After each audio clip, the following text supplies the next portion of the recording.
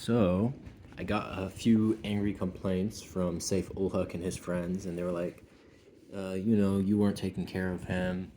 Um, nobody asked you to take care of him. But there's like so many holes in, so many gaps in that kind of an idea. And, you know, first of all, he had tons of his friends come over and vet me. I mean, we're talking like his whole Pakistani community came over for a visit and some food, and we had some cake, you know, and they vetted me. And then um, I had a cousin of mine that I took care of at one point, along with another cousin from another uncle, both from my father's side, um, who I looked after, and they vetted for me. And one of those cousins has needs and, didn't necessarily go through high school the right way and stuff. And he got his GED, and I looked after them and I hung out with them. And similar to Saif ul Haq, I had to act like I was in the same boat when in reality, just right next door, I was going to ASU, just right next door. I was a full time student and living my best life. But in the evenings, I would come over, I would kick it with them, I would smoke with them, I would listen to their life problems. I'd be like, oh, okay, like your room doesn't have lighting. Okay, well, put some nails in the wall and hang up some lights. Just like small solutions for small problems. Like nothing wasn't really a big deal, but I looked after them. And so yeah, one of the cousins that had some needs and is a little bit slow, but he made his way. He would work hard and do pizza deliveries, and he would do Jimmy John's deliveries, and he made it. He did all right in life. And then the other cousin, who also didn't. I don't think he finished high school. I think he also got his GED. He didn't graduate high school. And I didn't brag about me finishing high school. I was just there for them. And I would live like them. I would kick it with them. Um, and what did it? Yeah, no, I think he also had to get his GED from the same school, if I'm not mistaken. Yeah, he had to drop out early and find work, because basically his father was like, "Yeah, I'm gonna leave the country," and Fawaz was like, "Okay, if you leave the country, then I'm gonna kill myself." And basically everybody that heard the story, including me, was like, "Whoa, whoa, whoa, intervention time!" And so we found him a small apartment from the landlord looked after him. Sweet lady had her daughter collecting rent just a couple doors down. I'd help out with money where I could. I would spend nights sometimes. We would really enjoy ourselves. We'd fucking play video games with each other. We would watch movies similar to Saif ul Haq. It was like, it's not like I was pretending to be some sort of mental health professional. It's not like I was pretending I had these credentials and I made everybody sign forms.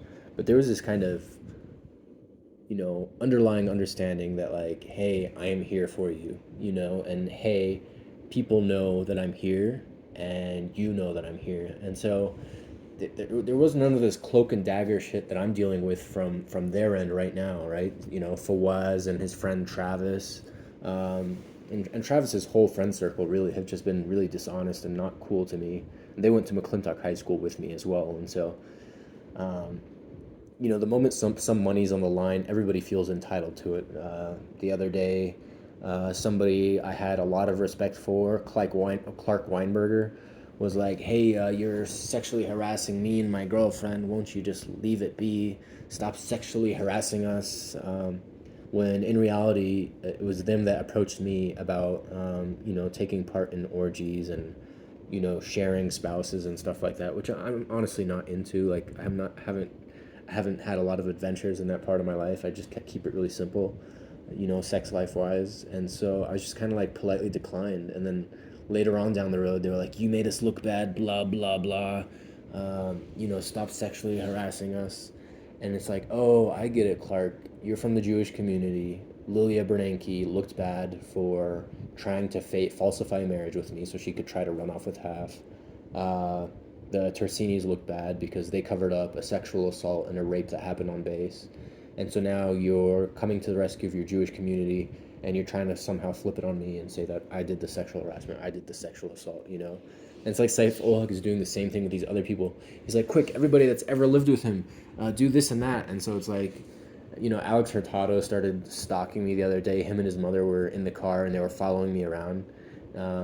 It's like, I know your stature, I know how you look. Like, a mask won't help you. And so it was just really awkward. And they ended up saying, like, hey, we really don't like that you let people know that you had to put a lock on your door because our son kept stealing from your room.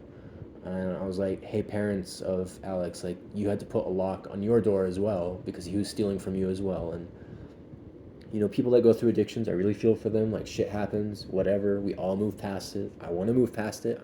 I never want to bring this kind of shit up. You know, not about Clark, not about Alex, not about Travis being on the take, you know, not about Fawaz needing help because he didn't make it through high school and he was going to commit suicide if he had to leave the country, right? And so, like, I had to deal with all of this shit.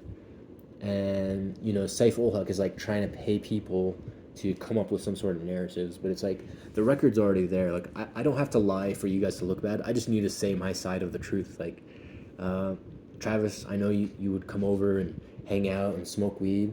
It's very cool. It's very interesting that you're hanging out with a kid like 3 years younger than you. 3 years your junior, but to be honest, dog, like, it's not cool that you're lying just to make a quick buck. I get it. Annie Watts, her father is a commander at Davis Mountain Air Force Base, and right now he looks bad, and you're trying to run to his rescue, right? He gets you guys all jobs, he gets you guys all security clearances, cool. You know, a lot of people have a friend in the community that takes care of that part of things, and so I understand why you feel the need to run to his rescue, but lying isn't going to do you any good, and to be very honest, from what I've noticed, everybody that comes after me and tries to take me down ends up getting their bank account drained by some sort of shadow court that polices people from doing shitty things. And you're being shitty right now, Travis. And, you know, same goes for Clark Weinberger. Um, you know, same goes for, you know, so many folks. And it's just like, I just wish you would drop it, you know?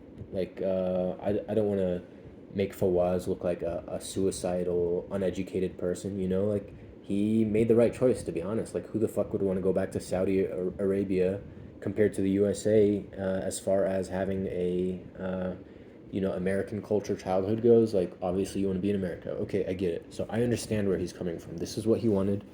He came and found it here. He did not want to go back. You know, I'm really trying to clean up people's images here because they make themselves look bad, and then I go doing damage control for them, you know? But it's like, you guys are really fucking up. And, you know, I really feel bad that Alex was involved in some nefarious business and some bad dealings, and he tried using my room for it, and I wouldn't allow it, and I eventually just moved out. But, you know, that's what happened. You know, and I'll chalk it up to him being immature and still young, and we all take as long as we need to grow, right? At that point in our ages, in our years of life, his brain wasn't fully developed. So it's like, sure, I hold it against him enough to where I need to find a better environment to live, but it's not like I'm out here trying on a smear campaign against the fella, you know? From what I understand, his parents are known to be good people. He's known to be good people.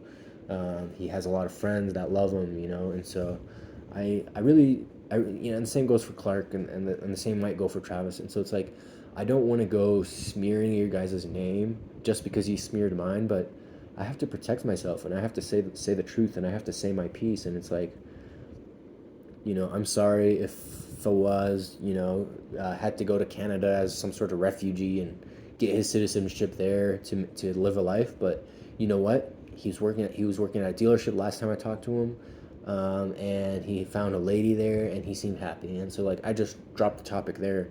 But for him to creep back into my life and try to start shit, it's like, oh my god, was it really worth it? The money you got? Like, could you not tell that there was more money on the way for me, and I could have just helped you out if you asked?